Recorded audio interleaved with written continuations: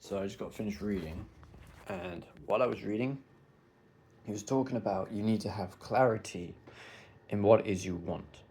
So let's say you're striving to achieve a goal. So let's say, okay, we'll go back to when I was learning to pass my driving test, right? When I was learning to pass my driving test, it wasn't just me being able to pass my driving test, it was me being able to have the freedom to get myself around without having to rely on buses or rely on other people for transportation. So it was that freedom that I was trying to gain, essentially. It was the freedom to know I could travel around on my own without having, it was the independence and the freedom.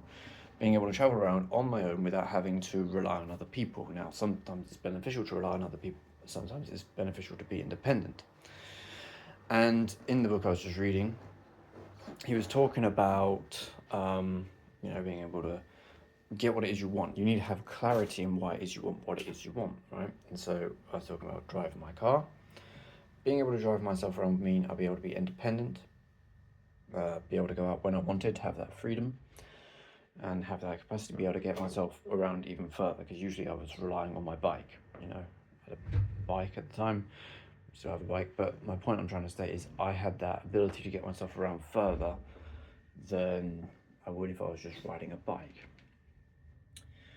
And so what he was talking about in the book is, if you have a goal, let's say we talk about driving, you have to have a reason why, and it's got to be an emotional reason. So for me, it was the freedom and the independence, being able to get myself around.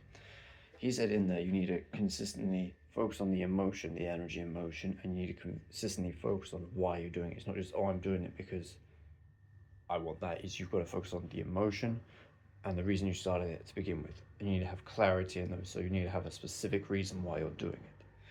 So that's what I wanted to share today, and I'll see you in the next one. Have a good day.